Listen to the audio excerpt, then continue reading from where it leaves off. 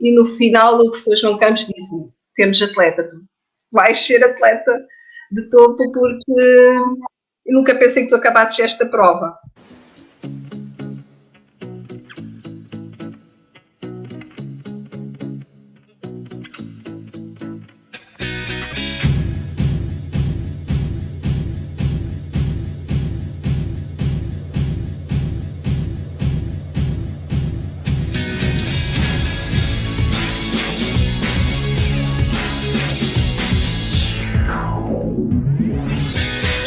Ai. Mais um setting de pace especial que vai ficar para a história. Número 60, diretamente do Algarve, uma das atletas mais internacionais de sempre e não farta de correr em clube chamado Maratona, ela decidiu terminar a carreira a fazer maratonas. Ainda hoje é uma inspiração para as mulheres algarvias. Temos connosco Ana Dias. Olá. Obrigado por este privilégio e de seres a número 60. Já são 60 episódios e se todos os episódios fossem 1 hora, já estávamos aqui ao ritmo do Kipchoge a fazer 30 maratonas. Verdade. Bem, vamos passar aqui à primeira pergunta. E a primeira pergunta é basicamente saber como é que é possível tu, sendo do Algarve, uma região de clima ameno, verão fantástico, como é que tu conseguias treinar nesses meses de verão com tantas distrações? Sim, era duro e não é muito calor mesmo no verão, era muito complicado, em especial quando era treinos para a maratona, tinha que começar realmente muito cedo, tipo 7 da manhã, 7h30, e esses treinos eram realmente muito duros, treinos de 30 km, com essas temperaturas elevadas. Mas, sempre tive uma paixão enorme por aquilo que fazia e isso, esquece tudo e trabalha-se imenso para os nossos objetivos e estamos tão focados que esteja frio, esteja calor. Calor era difícil, mas era só isso mesmo. E como é que a pequenininha Ana Dias foi parar ao atletismo em vez de, por exemplo, ao voleibol de praia ou à caça submarina? Olha, comecei com 13 anos aqui num clube, numa terra muito pequenina, uma aldeia que é a Conceição de Faro, e o clube era a Casa do Povo da Conceição de Faro, por intermédio de um amigo, e fui ficando. Entretanto, também comecei logo a dar nas vistas, logo em juvenil, que eu comecei com 13 anos, e ao fim de poucos meses já vencia o escalão, e aquilo tudo, pronto, fui ficando. E tinhas algum ídolo no atletismo nessa altura? Sim, nessa altura já acompanhava a Rosa Mota e o Carlos Lopes, sim, foi a altura que ficava pregada a ver na televisão. E tu disseste que tiveste sucesso como juvenil e depois também em júnior, em 93, tu foste campeã nacional de 3.000 metros, tanto júniores como sub-23 e também campeã nacional de corta-mato. Tu nessa altura, os resultados eram fruto de muito treino ou ainda levavas o atletismo naquele espírito do convívio e amizade? Nessa altura, quando fui campeã nacional, já levava um bocadinho focada, já. Era muito obra também do meu talento, mas era principalmente, também já está focada, eu com 15 anos já sonhava em ser atleta, assim comecei a ter resultados assim, e depois foi engraçado, eu comecei logo a ir ao primeiro estágio na aldeia das Aceteias, logo com 15 anos, e aqui, isto aqui é fixe, logo foi tão giro.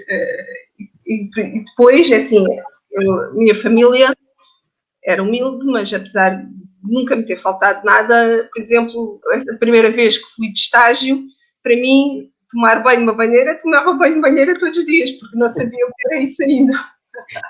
Então tomava banho de banheira, às vezes de manhã e à tarde. E nesses estágios tu conviveste logo com os grandes atletas portugueses ou não?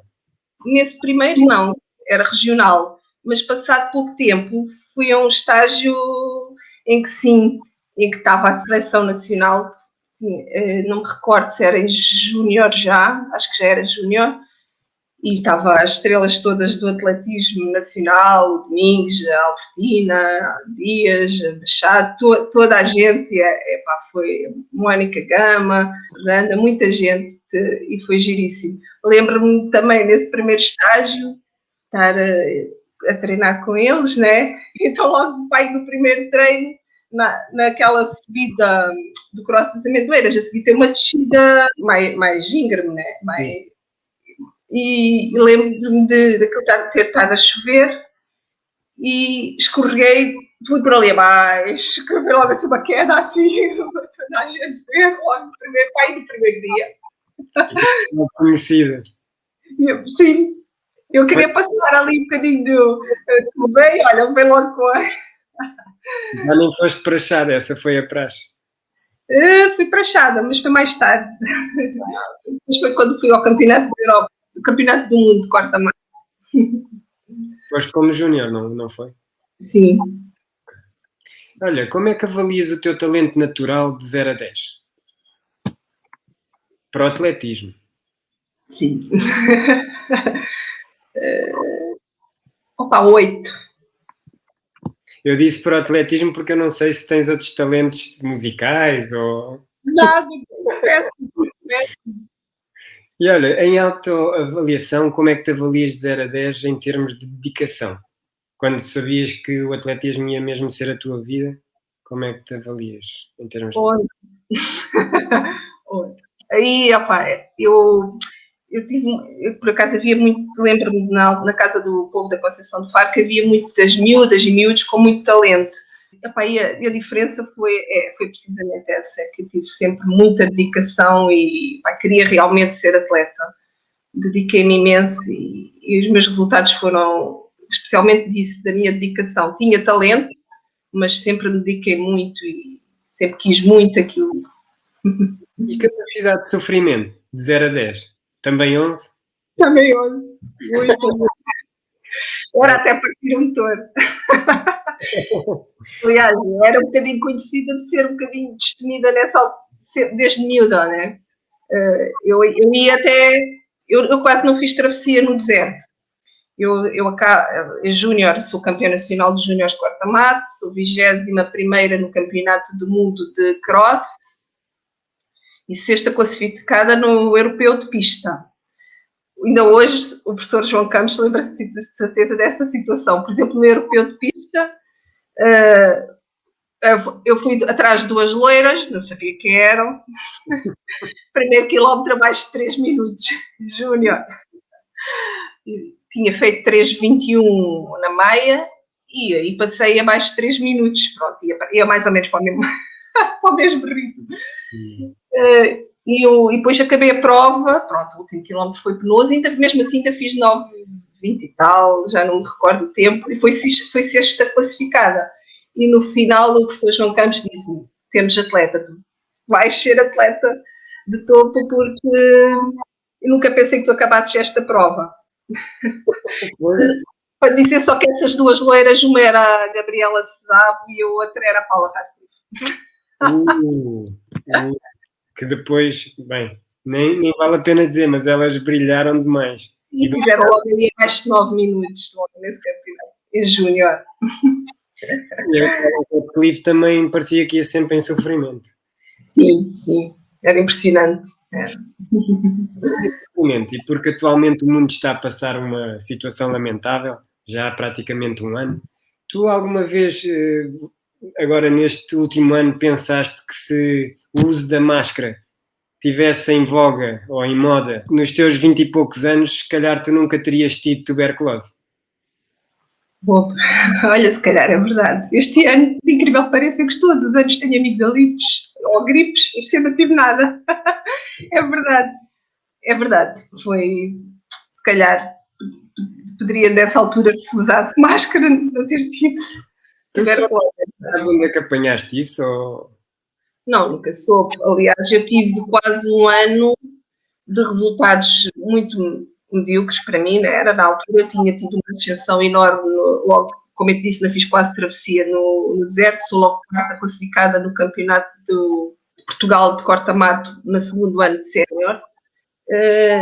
Estava numa ascensão, vou aos Jogos Olímpicos de Atlanta e a seguir a isso, pá, sempre as provas cada vez a correrem pior e os treinos nunca recuperava, sempre muito cansada. Os sintomas mais que eu sentia mais era mesmo no treino ou na competição, em que não percebia porquê, era muito abaixo do meu normal. E quando a médica diz-me, já fizemos análises, anemia não é, sei lá, tanta coisa não é, vamos fazer por descargo de consciência, só, de certeza que também não é, disse-me ela, a tuberculose. Que passou, se eu continuei a treinar, passado mês, ligou-me para ir ao Hospital de Faro, quando ela me disse que era tuberculose. Não queria acreditar como é que eu tinha conseguido treinar e fazer provas. Sim, sim. Eu só tinha tido tosse, mas assim, e estava muito magra também. Mas isso também é treino, pensava eu. Sim, sim. E além disso também estavas com super audição, não é? É o que dizem. Super audição? Dizem que os tuberculosos ficam com super audição. Eu ouço bem, isso por acaso ouço bem ainda hoje. Tu ficaste com sequelas a nível respiratório ou ficou tudo tratado? Felizmente não. Ao contrário, por exemplo, da Ana Lídia Torre, que nunca mais voltou a ser a mesma atleta depois da tuberculose teve e afetou bastante um pulmão. Eu, felizmente, tive aqueles 6 meses sem poder correr, zero, e a tomar aquela medicação muito forte, que era 6 comprimidos todos os dias. Felizmente não me deixou qualquer sequela. Ok. Eu agora tenho aqui uma pergunta do diretor, que ele entregou-me no envelope. São perguntas que ele me obriga contratualmente a fazer. Eu nunca faria se fosse eu, mas pronto. Então vamos lá. Vencida a tuberculose, como é que foi o seu regresso aos treinos? Ao nível do Bolt, bastante rápida, ou ao nível do atendimento da restauração Algarvia a turistas portugueses? Ou seja, pouco rápido. Epá, que deselegância. Não. Quando vieres cá, tenho que te dizer os melhores restaurantes para ir. Isso não acontece, não. Mas sim, foi ao nível de poucos que possam existir assim, mas não. Depende da altura do ano, não é? Eu, felizmente, conheço os melhores sítios e isso não acontece. Sim, eu estou a brincar. Eu espero que isto não leve aqui a algum boicote por parte do Algarve, queiram bloquear a página da Lebre. E eu vou dizer, eu tenho antepassados do Algarve. Sim? Parte da minha mãe. A minha avó era daí, de Olhão. De Olhão, boa terra. Olha, excelente restauração. Muito bom. Bem, agora vamos aqui passar a outra pergunta, que foi o Hélio que enviou. É o Hélio, medo. O Hélio quer saber o que é que mudou depois da tuberculose. Não, ainda comecei a valorizar mais o poder correr, o poder ter saúde, comecei a valorizar tudo à volta disso, né, da vida, poder. Fiquei ainda mais apaixonada pela vida, como eu disse na altura, porque depois de passar por uma situação dessas porque na altura a palavra tuberculose ainda tinha um componente muito forte, hoje em dia já se calhar já não tanto, mas sim, valorizei cada vez mais poder treinar, poder fazer aquilo que eu tanto gostava. Mas atenção, porque eu, por acaso, na preparação fui ver uma estatística que dizia que no ano passado, ou há 2 anos, tinha havido quase 1 milhão de mortes a nível mundial de tuberculose em 8 milhões de casos. Ou seja, 1 em cada 8 é muito. Será em países, se calhar, menos desenvolvidos, não é? Quando impeça estatísticas. Se o tratamento for bem feito e não falhar, normalmente a cura acontece. Né? Sim. E nessa fase tu temeste pela tua carreira, mas vencida a doença tu foste internacional ainda mais de 40 vezes. Aliás, em termos de internacionalizações ainda estás no pódio. Sim. Atrás da Fernanda Ribeiro e da Teresa Machado. E vamos aqui agora dizer um pouco do teu palmarés, para dizer que é tudo tão certinho. 12 mundiais de corta-mato, 12 europeus de corta-mato, 4 europeus ao ar livre, 4 Jogos Olímpicos e depois, para estragar aqui os números pares, 5 presenças em mundiais ao ar livre. Entre estas chamadas competições majors, há alguma que tu consigas destacar que seja mais especial para ti? É os jogos, sem dúvida. Os jogos existem os outros campeonatos e existem os jogos. E desses 4 jogos, qual o mais especial?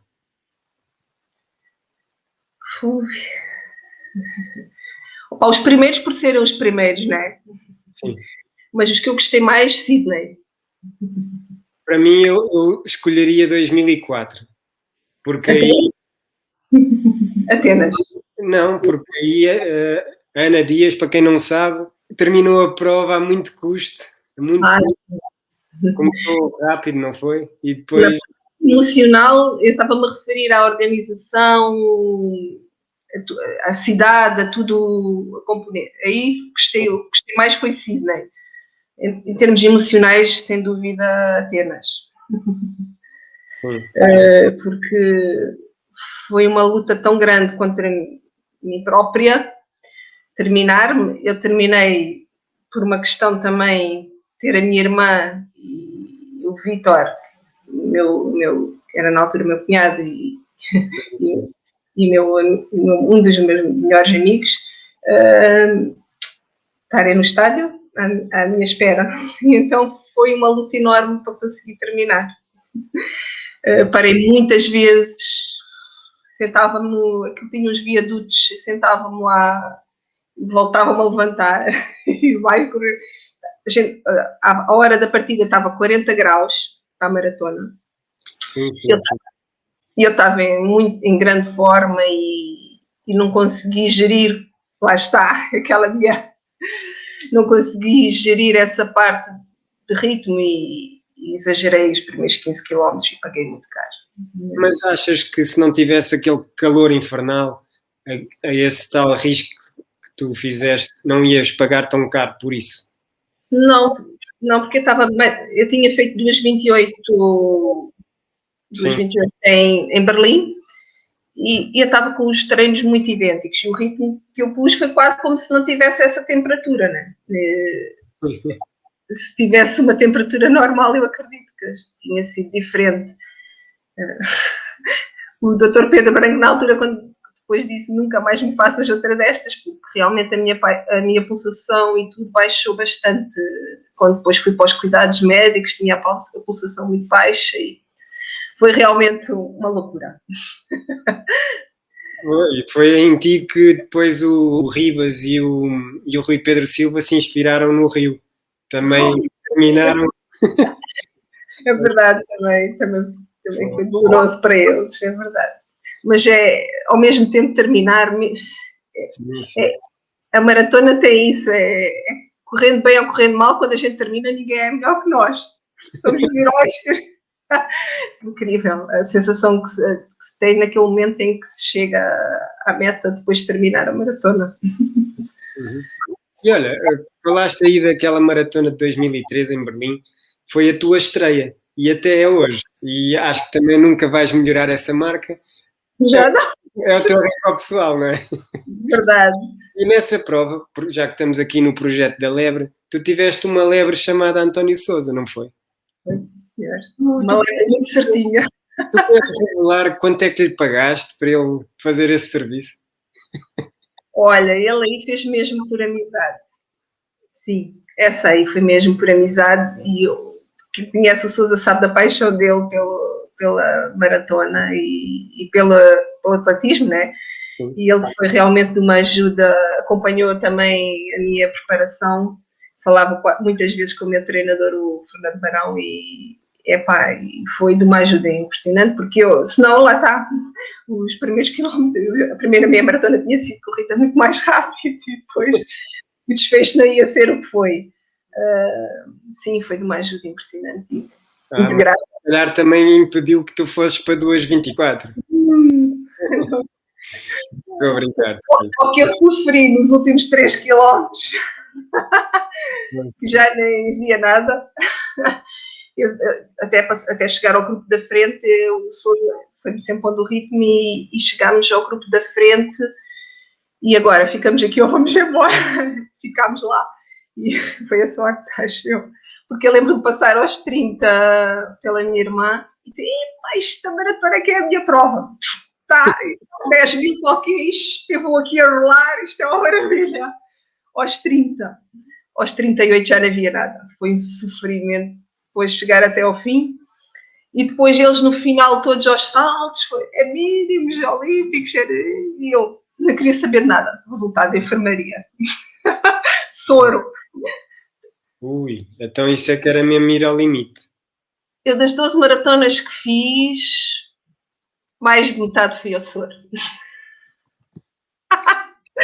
Dizem, desporto de alta competição não dá saúde. Oh pai, a maratona para mim, e acabei por depois voltar para os 10 mil, porque a maratona para mim era uma coisa estranha.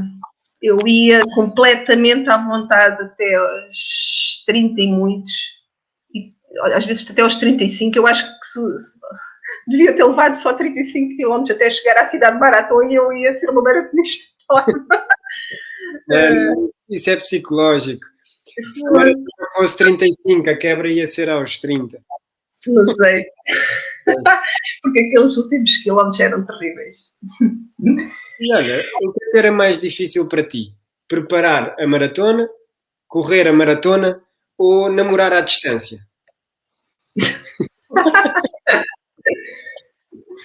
Era mais difícil.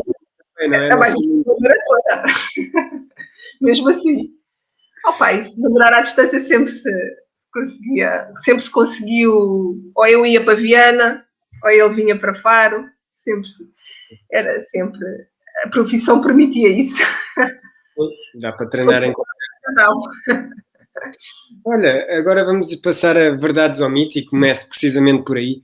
É verdade ou mito que foi o Fernando que se apaixonou primeiro? Vamos fazer competição.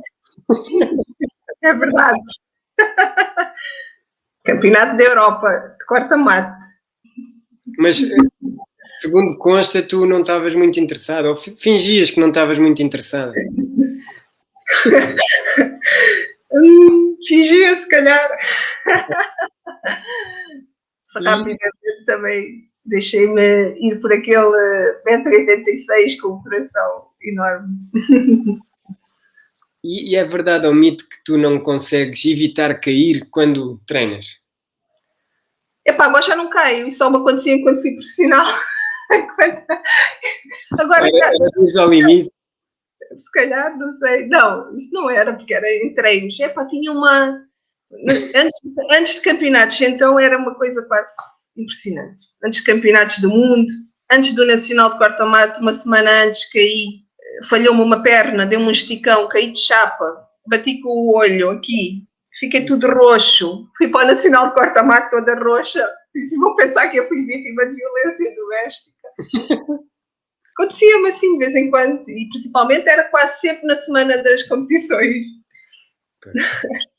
E olha, verdade ou mito que quando tu estiveste num estágio em Punta Umbria, tu vinhas fazer séries a Ayamonte e só de passado bastante tempo é que descobriram que tinham uma pista por trás. É verdade. Só descobrimos quase no último dia, estávamos no estádio, fomos ver, era uma pista. Íamos para Ayamonte. Enfim. E é verdade ou mito que tu nunca te chateaste com o teu treinador, Fernando Barão? Ui! Não pode ser tudo verdade, pode haver mitos. Era coisas normais de treino. Mas eu devo muito ao meu treinador.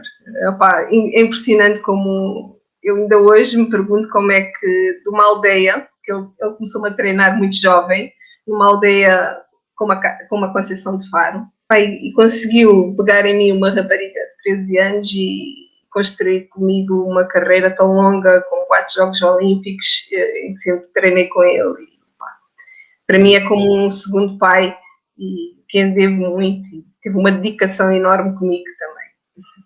Último, verdade ou mito? É verdade ou mito que tu já pediste autógrafos a jovens promissores aí no Algarve? O Cristiano Silva, né? É verdade. Mas isso era uma forma de demonstrar Mas foi apoio. ele próprio que perguntou-me se eu queria o autógrafo dele. Ah, eu pensei que foste tu que tivesse ido lá e pedido. Ai, o Cristiano, que peça, um espetáculo, gosto muito dele. Então, assim, eu acho que ela não se lembra, mas para mim isto ficou sempre. E contou-me. É verdade, é verdade.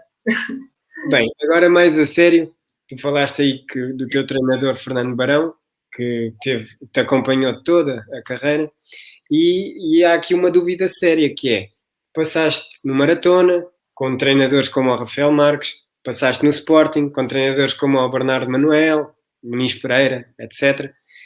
Por isso, eu tenho que perguntar se alguma vez tu foste assediada para mudar de treinador. Fui. E como é que resististe ao assédio? Epá, eu sempre quis estar aqui no Algarve, junto da minha família, junto do meu treinador.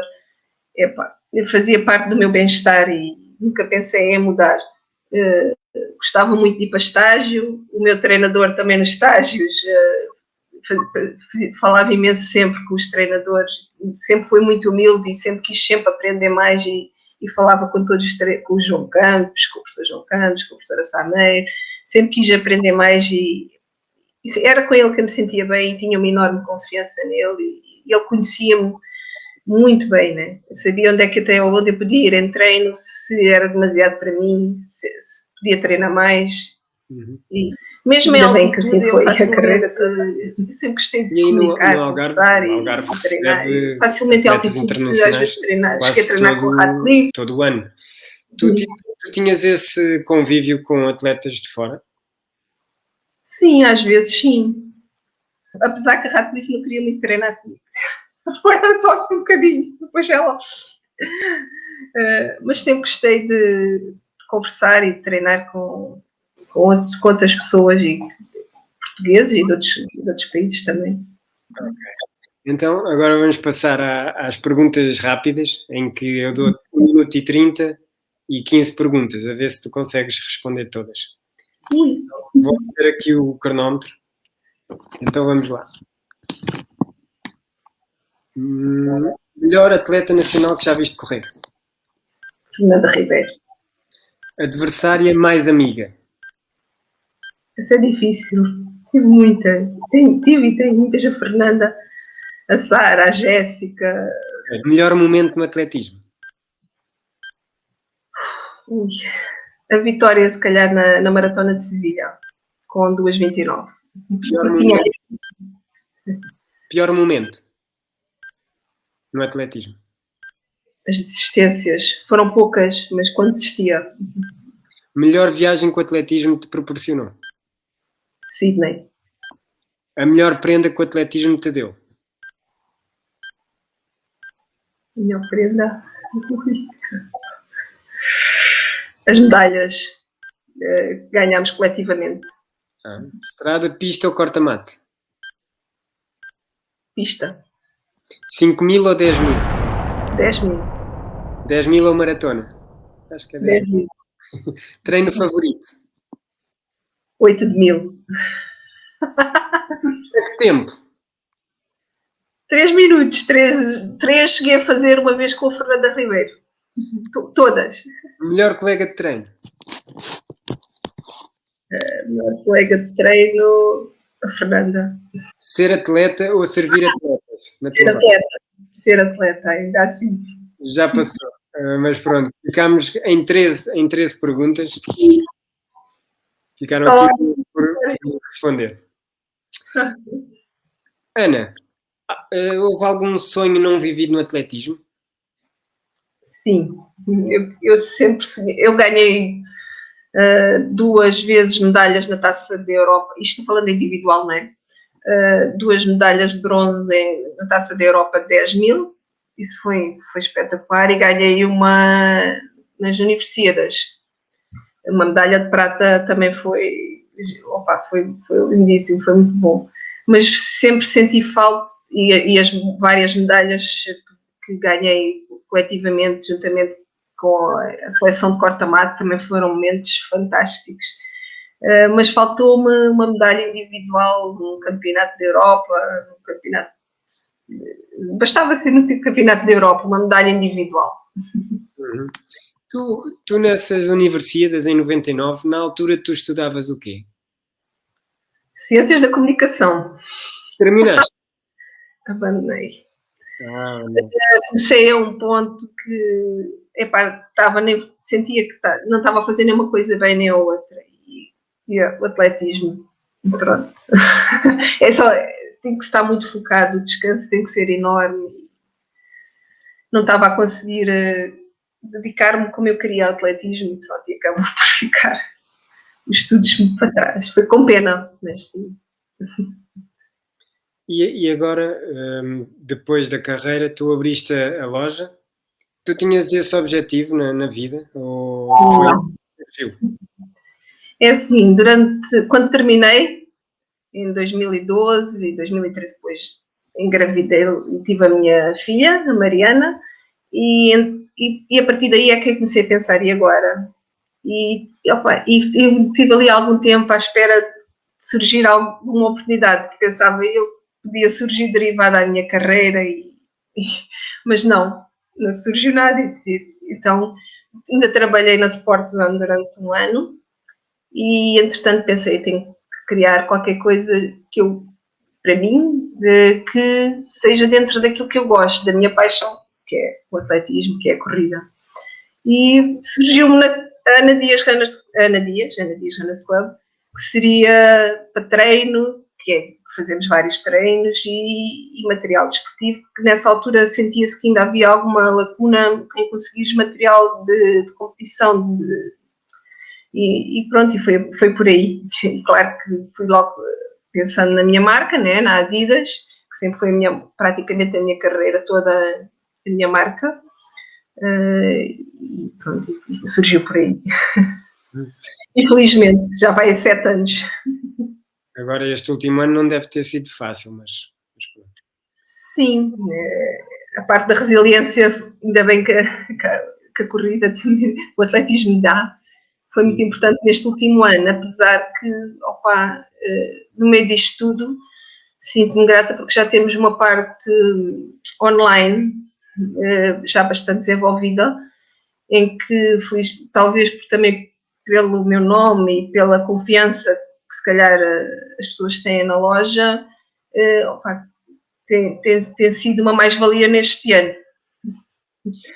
E, Ana, quando tu lês aquele título na revista Atletismo, A Rainha do Algarve, tu sentes alguma estranheza ou achas normal? Porque até o teu treinador era barão, por isso também pertencia à beleza. Não me senti. Sinto que fiz realmente no atletismo algarvio coisas importantes, né?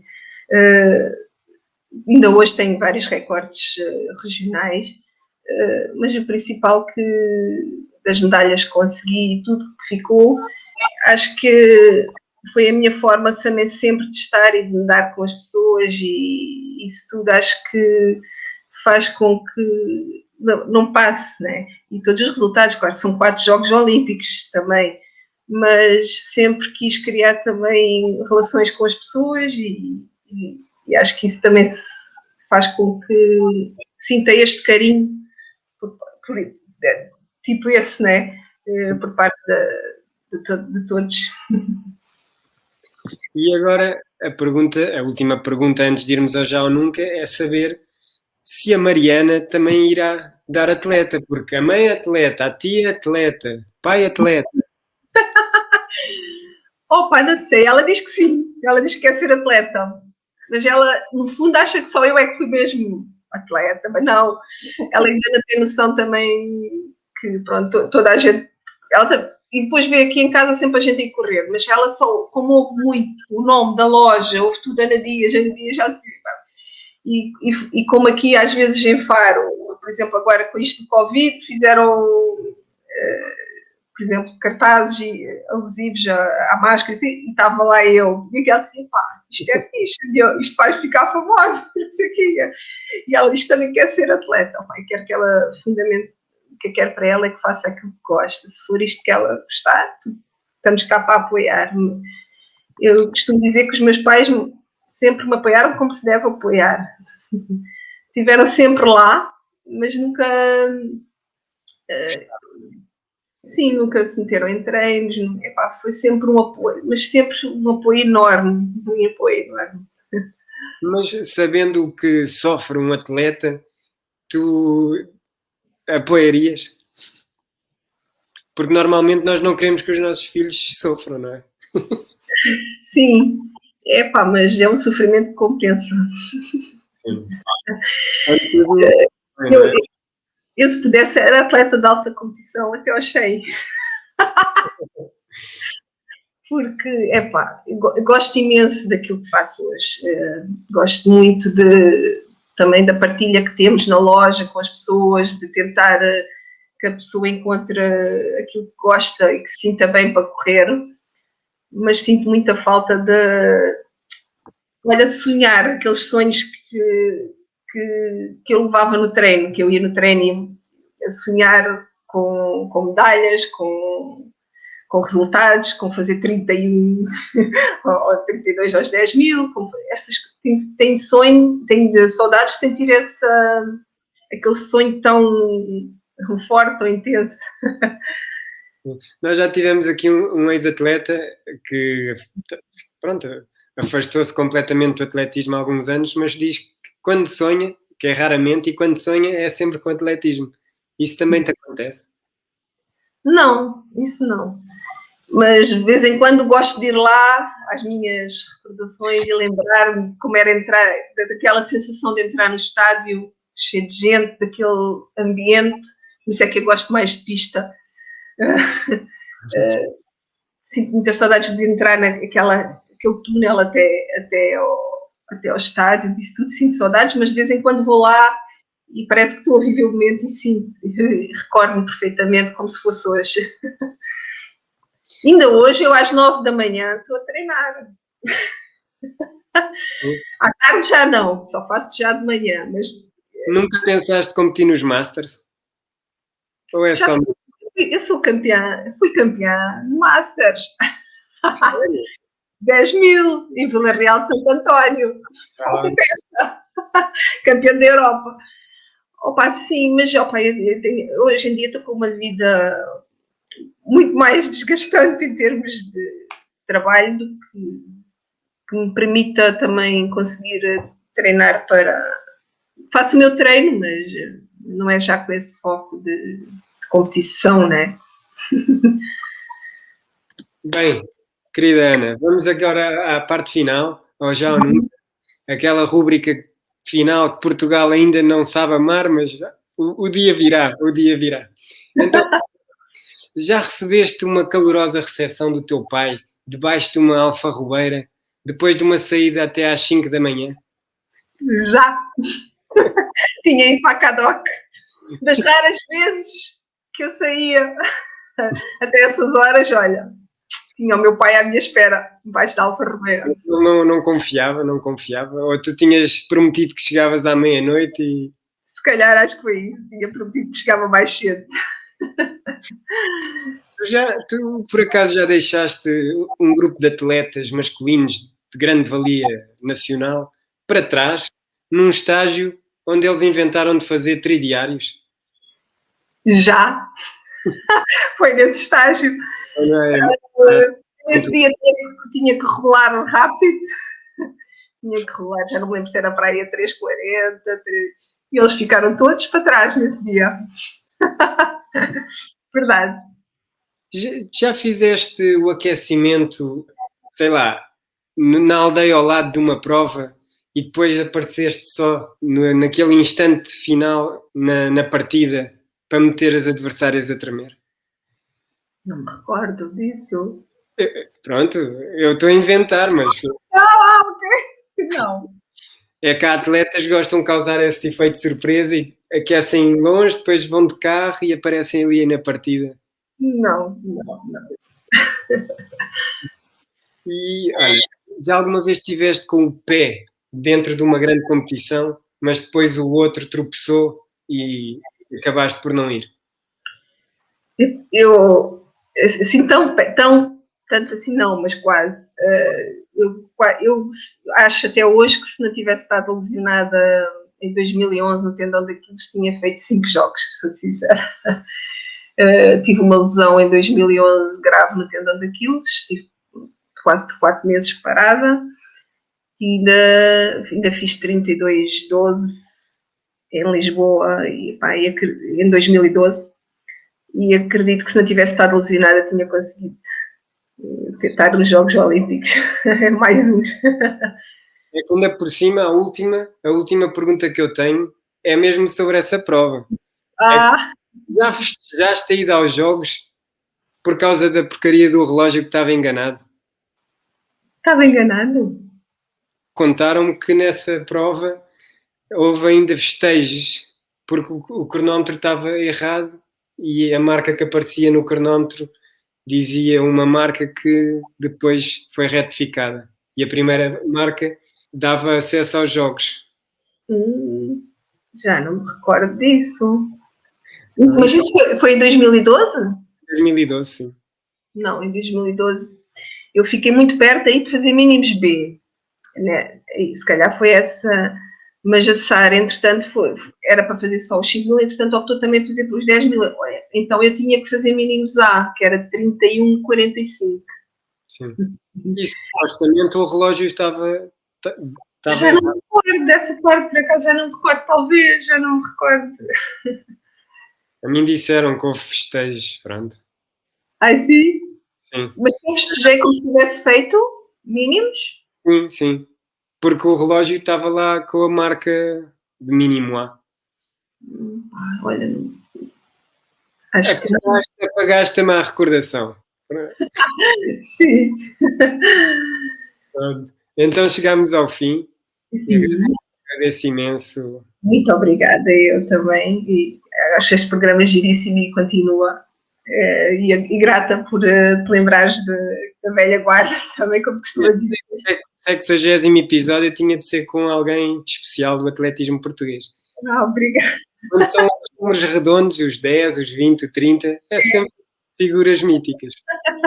Eu sabia que era uma figura política, mas está bom. Então, rainha do Algarve. Obrigado. Grata. Obrigada, força. Beijinhos.